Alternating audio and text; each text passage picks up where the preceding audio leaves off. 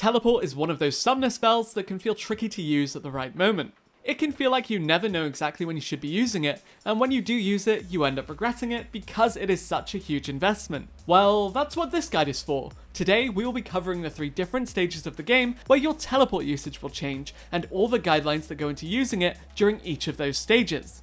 Once we are done, you will see just how easy it is to know exactly when you should press it, and hopefully clear up any confusion that you may have based on using it. But before we get into that, we want to announce the huge giveaway that we're doing this week. We've just launched a new channel where we'll be uploading everything that you need to stay ahead of the meta in League of Legends. The idea here is that we will keep the guides that teach you the fundamentals of League right here on this channel, and then our new guides that help you with the best champions and builds will be on our second channel. It's just a test, but if all goes well, we will transition all of our meta stuff off of this channel moving forward. So, to kick things off, let's give away some RP. We'll be releasing 4 new meta guides this week. On the first 3, we'll be awarding someone who's subscribed and leaves a comment in the first 48 hours $100 of RP. On the 4th video, let's add some spice. The first 5 comments on that video will receive $40 each of RP, so turn those notifications on. The link to the new channel is below, and our first guide is already live. That's $500 of RP we're giving away in a single week. Okay, with all of that excitement out of the way, let's jump into today's guide. Let's kick things off with the first stage of the game, which is simply during the first few levels.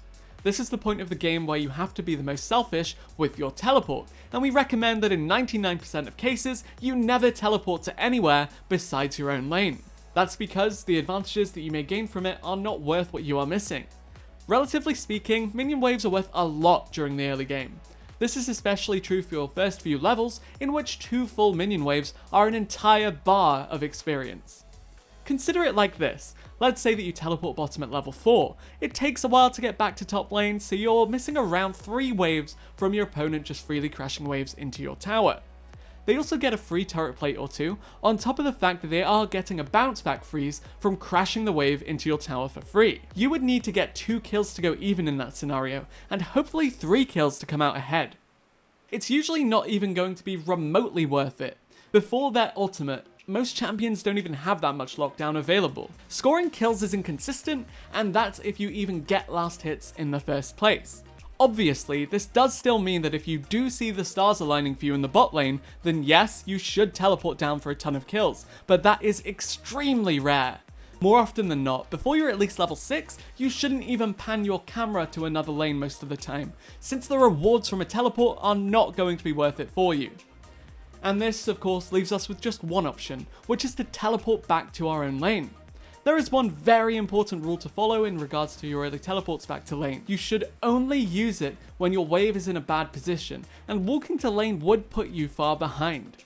Basically, you only teleport back to lane when the wave is slow pushing away from you, and you would miss a ton of farm walking back to lane. This was a perfect example of that. Dying in top lane is almost inevitable. You will mess up sometimes, and the lane is very punishing. The reason teleport is a staple for top lane is because the lane is super snowbally. In case something goes wrong and your wave is screwed, you have that safety net of being able to teleport back to lane and fix your wave. In this case, Jayce's early overextending isn't nearly as bad as it could have been. Besides your wave being bad, you really shouldn't be teleporting back to lane whatsoever, which is a mistake that we see a lot of players making. Look at these 2 Korean challenger top laners as another example. After a handshake recall from both sides, the wave was left completely neutral. We very often see low elo players teleport immediately back every time they recall. This is horrible because look at how little both players miss. At most, they miss 3 melee minions each by walking back to lane, which is in no way worth the waste of their teleport. There is of course one time where you can break this aforementioned rule. Can you think of when that may be the case?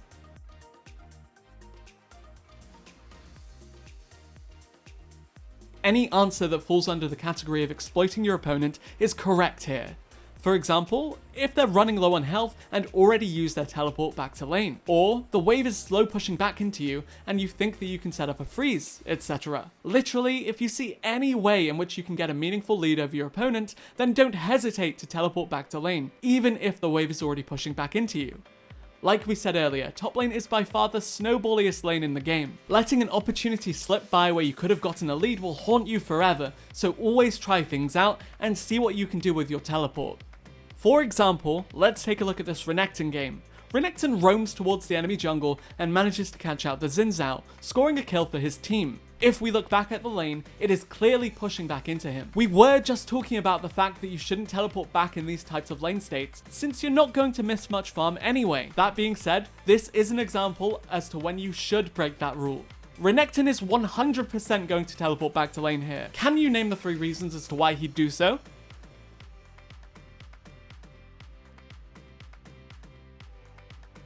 Okay, so the 3 major reasons why he's teleporting are pretty simple. 1. A wave pushing back to you is technically a freeze. Whether something is a freeze or a slow push is simply based on which side has control over the wave. Right now, if Renekton thinks he can control the wave, that is the perfect time to teleport back. And the next 2 reasons are why he is 100% sure of that.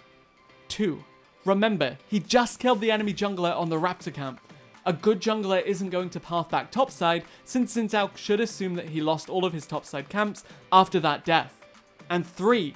Renekton's own jungler Talia is topside. It all means that he can freeze the wave into a gank, which is guaranteed to not be countered by the enemy Xin Zhao, since we know that he will path bot side. And yeah, that is just an example of a very simple yet beautiful teleport which completely dumpsters this Cassiopeia, who just so happens to be T1's top laner Kana. Even the best players in the world will falter to a good teleport timing, so you should always be on the lookout for any punish like this where you are certain to snowball a lead with it. The second stage of teleport usage occurs around the level 7 mark and lasts right until the laning phase reaches its conclusion. You can now start to look to teleport to other lanes, specifically bot, in order to impact the rest of the map. There are a few reasons as to why you can start doing so. Remember how we said that it's harder to score kills during stage 1? Well, you should have a powerful ultimate to secure kills at this point. For example, a Malphite teleporting to bot lane at this time is almost certain to score a kill due to his ultimate. Not only that, but at this point you should have at least tier 1 boots, which will get you back to lane faster to miss less farm. Lastly, missing a couple of minion waves won't be the end of the world. At this point, you need multiple waves for a single level, making it much more acceptable to miss some in order to help your team out. There is one small guideline that you should definitely be following before teleporting away from your lane to help your team, and that is to simply try and crash the wave into the enemy's tower before committing to the teleport. The idea is simple. You create a positive outcome regardless of how the fight ends up unfolding. Regardless of whether you win or lose the engagement, you will have created a bounce back slow push that you can then go back and collect after all is said and done. Like this Mordekaiser game, for example. Although it's not super clean, he does technically crash the wave into the enemy tower before teleporting. The actual results of this fight don't really matter. You never know exactly how things will play out when you teleport. That being said, the consistent thing that Mordekaiser accomplished is that he went down there and killed everyone. He then came back to more farm in the top lane. That is what you want to focus on, the one thing that you can actually control, not the RNG fight that you are teleporting to. Of course, there is the argument that Mordekaiser teleported late to this fight. He could have potentially saved Kha'Zix had he just been faster on the teleport, but that is exactly why we chose this example. If you always commit to pushing a wave before teleporting, you will definitely encounter situations where you will be like, darn, I should have just gone immediately. But that is a terrible mindset. It is easy to see in hindsight that you should have committed earlier. Our goal should always be to create predictable, consistent results over multiple games, and pushing that wave prior to teleporting is the best way of doing so. The third stage of teleport comes in after the laning phase ends. At this point, you should be in the side lane furthest away from the current objective, against the enemy top laner. For example, if Dragon is going to be the next contested objective, you will be top, and if it's Baron, then you will be bottom. Here is what generally happens. One top laner should have control in the side lane over the other. The 3 scenarios that can occur are as follows. 1. Both players in the side lane have teleport. In this case, the player pushing has complete say over when they both teleport over to the objective fight. So the pusher TPs first, and then the defender TPs after as a result. If you are the one near your tower, you cannot teleport before your opponent. If you do, you will obviously lose a lot of your base, and even if you do win the fight you teleport to, it is not worth losing inhibitors or even Nexus turrets. Of course, this isn't always the case. Teleporting away from a slow pushing champion might not be as punishing, so you should always be feeling things out in your own games, but generally it is wrong to teleport first as the defender. The second scenario is when the pusher has teleport and the defender does not. In that case, the pusher should teleport immediately when he sees a fight potentially breaking out. It is a guaranteed numbers advantage, and if you have side lane control, you really want to be keeping track of your opponent's teleport. This way, you can force 5v4 fights whenever you want. In the third and final case, the defender has teleport whereas the pusher does not. This scenario is basically the same as the first. The defender cannot leave as long as the pusher is this close to his base. All you can do is save your teleport in case the pushing player decides to walk over and collapse to the fight, and that way you can follow them. Defending is very clearly a feels bad situation when it comes to teleporting, but that is why we always heavily advocate for learning how to win lane so that you can control the side lane. Otherwise, you will be at your team's mercy as to whether you win the game or not. We would like to point out that these three scenarios are very clearly based on proper macro play. Players won't always be side laning appropriately in solo queue, and a lot of randomness does happen. Which brings us to our final teleporting condition. If there is no immediate danger to your base from a side laner, and you cannot immediately threaten the enemy base, then you should almost always teleport to the fight the instant it breaks out. So let's take a look at what Gangplank does here. He's pushing bot, trying to create pressure. However, let's take a look at this from his team's POV. A fight breaks out, and it takes Gangplank a whole 5 seconds to react to it and teleport. He is far enough away that he can't even impact the fight when he finally does arrive. This was a huge blunder, costing his team the Baron and eventually the game. Basically, as a top laner, if you're in a situation where you are not immediately attacking or defending a tower, then you should be hyper aware of your teammate's position and constantly checking over with F keys to see what's up.